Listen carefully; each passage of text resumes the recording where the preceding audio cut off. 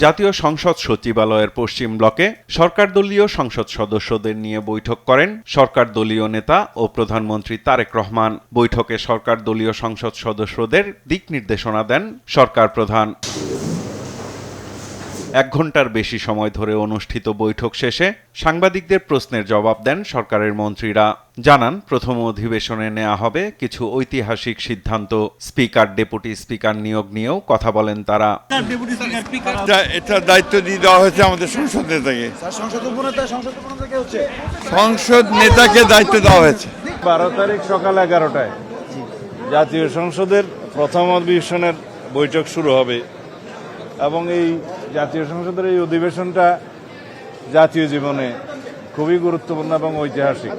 ইনশাআল্লাহ কালকে বেশ কিছু ঐতিহাসিক সিদ্ধান্ত হবে। পরে জাতীয় সংসদের এলডি হলে আয়োজিত সংবাদ সম্মেলনে বৈঠকের বিষয়ে বিস্তারিত তুলে ধরেন জাতীয় সংসদের চিফ হুইপ নুরুল ইসলাম মনি। প্রাণ লাগছে, খুব খাচ্ছে, আরাম পাচ্ছি। আমরা সিদ্ধান্ত দিয়েছি, আমাদের সংসদীয় দল সিদ্ধান্ত দিয়েছে, মাননীয় নেতা স্পিকার এবং ডেপুটি স্পিকার নির্ধারিত করবেন।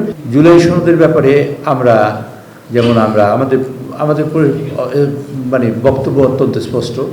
আমরা শপথ নেইনি, কারণ এটা সংবিধানে নেই, সেই জন্য সংবিধানে ইনকর্পোরেট করার পরে তখন পরবর্তী পরিস্থিতিতে আমরা সিদ্ধান্ত নেব। স্পিকার ও ডেপুটি স্পিকার নিয়োগ প্রসঙ্গেও কথা বলেন জাতীয় সংসদের চিফ হুইপ। বলেন, প্রথম অধিবেশনে উপস্থাপন করা হবে অন্তর্বর্তী সরকারের সময় জারি করা 133টি অধ্যাদেশ। বিশেষ কমিটিতে আমাদের 133টি অর্ডিন্যান্স আছে, সেগুলো যাবে, তারা বাছাই করবে।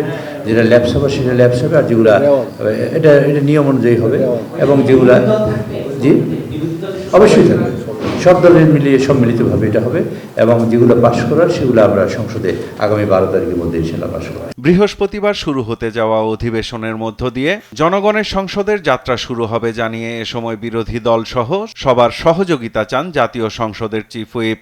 গঠনমূলক ভূমিকা ও সহযোগিতা প্রত্যাশা করি। সাইফুল রিপন, দেশ টিভি, ঢাকা। সংলাপ